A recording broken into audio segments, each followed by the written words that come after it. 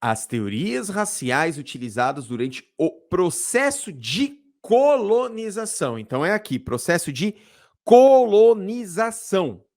Não é antes, não é depois.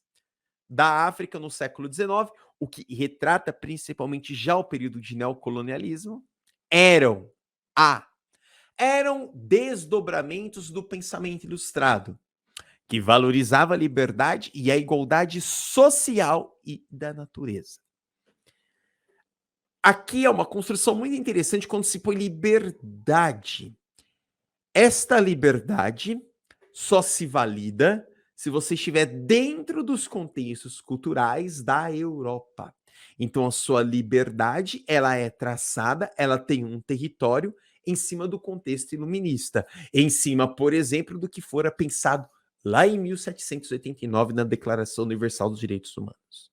Ou seja, você é livre desde que a sua liberdade esteja sobre o meu colunho, esteja sobre a minha moral. Isso vale, por exemplo, para a nossa liberdade religiosa que nós temos aqui no Brasil. Vejamos, você pode ter qualquer religião, desde que ela seja essencialmente cristã. Se ela for cristã, tá tudo bem, porque aí a gente consegue compreender, a gente respeita. Agora, se você for para uma outra religião, principalmente caso ela venha a ser de matriz africana, aí você tá errado. Poxa, aí já não é legal. Peraí. A partir do momento que a gente trabalha com o contexto de liberdade, eu essencialmente entendo liberdade como liberdade. Mas não.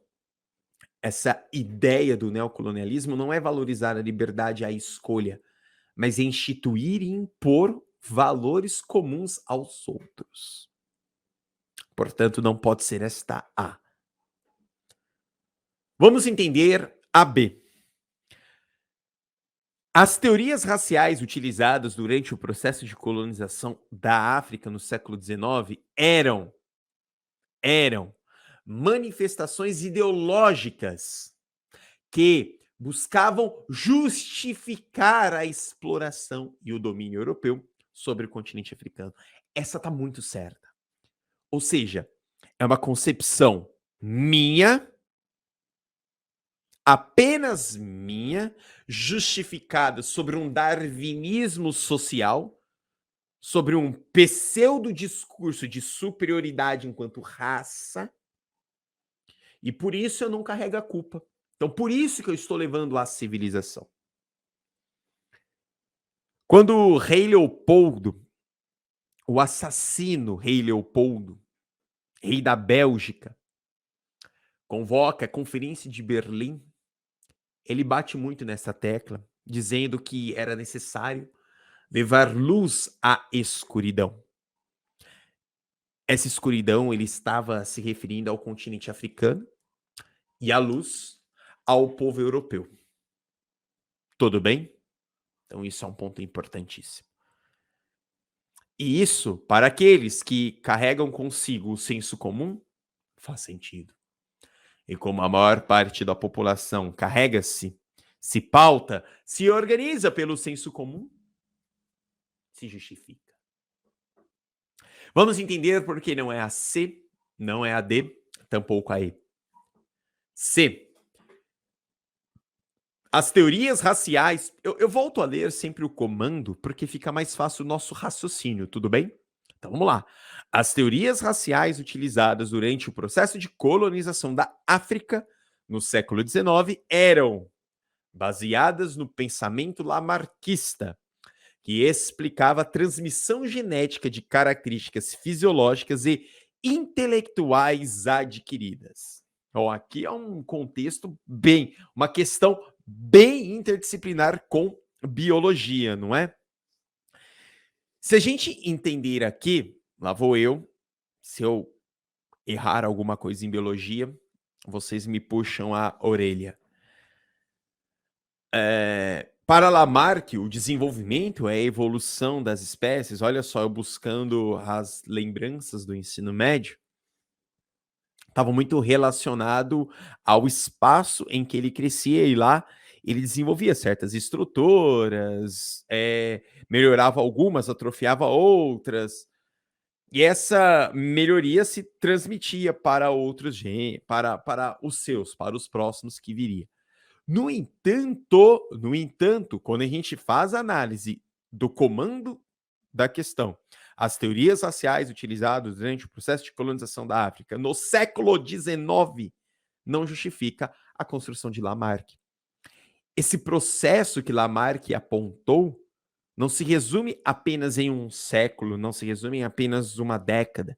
Isso é uma construção evolutiva. E como todo processo de evolução, a gente está falando de um período histórico muito grande. Beleza? E a questão, o texto é muito claro ao dizer apenas no século XIX. Vamos aqui, grandes mestres, entender então por que não pode ser aí. Vamos ler a comando. As teorias raciais utilizadas durante o processo de colonização da África no século XIX eram sustentados pelo pensamento antropológico. Opa, perdão. Vamos ler a D. Eram validadas pela defesa darwinista do direito dos superiores se imporem. Gente, Darwin, ele explicou a evolução das espécies. Mas em momento algum Darwin validou a imposição de contextos prontos dentro da evolução acerca de outros. Olha como se apropria um estudo, olha como que se apropria Darwin para validar o seu discurso.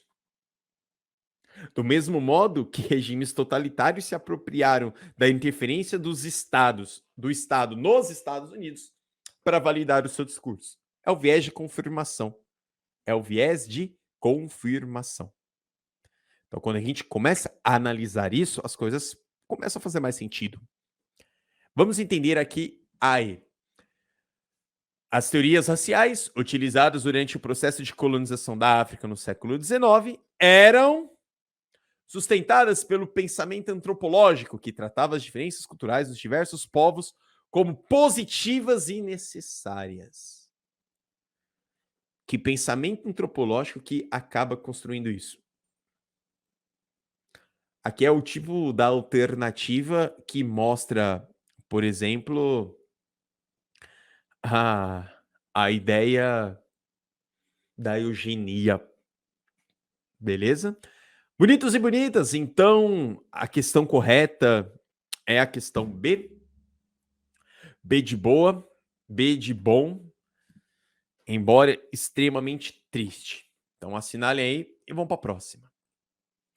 Mas antes de ir para a próxima, vou falar desse cabra aqui.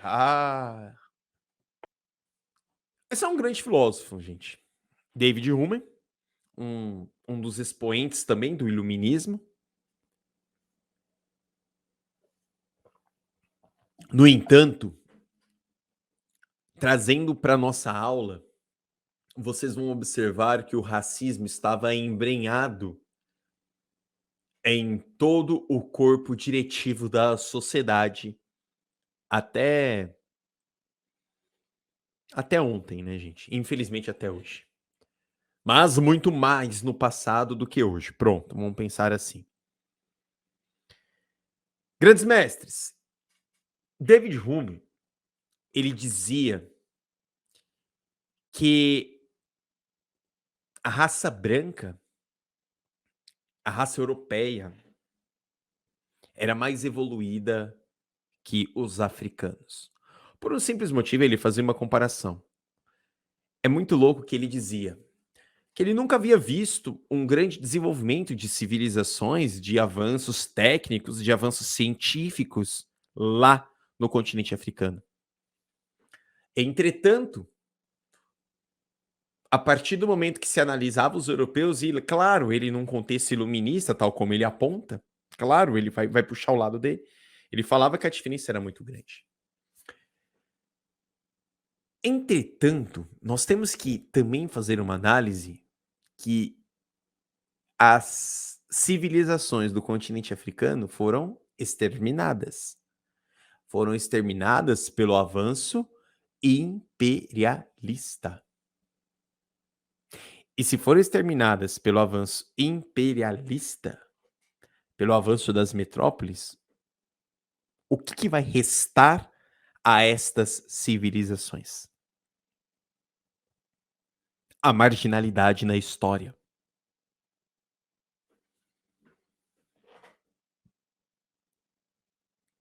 Do mesmo modo, quando pegamos os livros e na construção da leitura, nós observamos que os livros colocam os indígenas como os selvagens.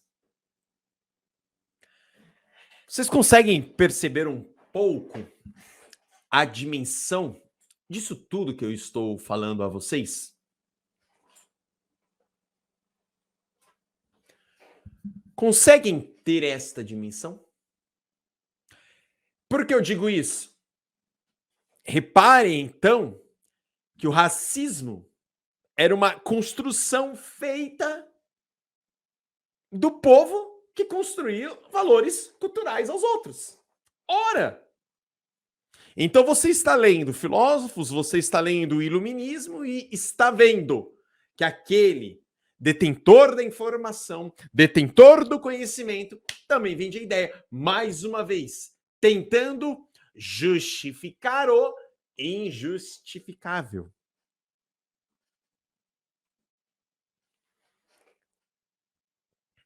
Aqui é muito importante, gente. O Johann Rugendas, pronto, ele fez inúmeros quadros representando muito esse processo escravagista aqui no país. É claro que quando você analisa alguns quadros do Rugendas, nós temos uma certa romantização da escravidão aqui no Brasil, mas ele mostra muito, um pouco de recortes históricos. Então eu sempre digo, eu falo muito dentro da arte para estudar os quadros de Rugendas, porque ele mostra os recortes do período escravocrata aqui no Brasil. E eu fiz questão de trazer este quadro, que é o Desembarque de Escravizados no Cais do Valongo, que está ali na região portuária da cidade do Rio de Janeiro, onde inclusive teve todas as reformas para os Jogos Olímpicos. Ele mostra um pouco essa ideia da superioridade de um grupo em relação ao outro. Então, novamente, desembarque de escravizados no mercado, desembarque de escravizados no Cais do Valongo.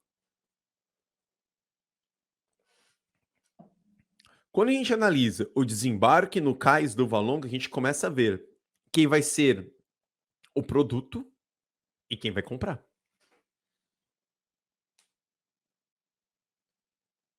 E isso é muito triste.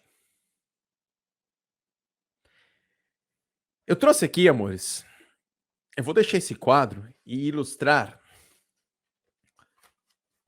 Eu gosto muito, embora muitos historiadores não curte esse livro, mas eu acho que ele acabou fazendo um compilado muito bom, que é esse livro aqui, ó.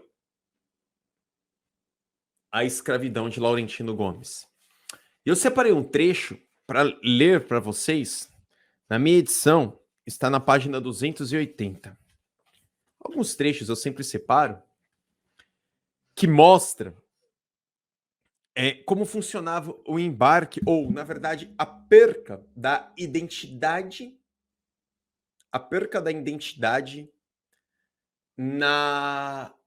do africano, do escravizado, ao entrar no navio negreiro, ao entrar no tumbeiro para virar produto na América.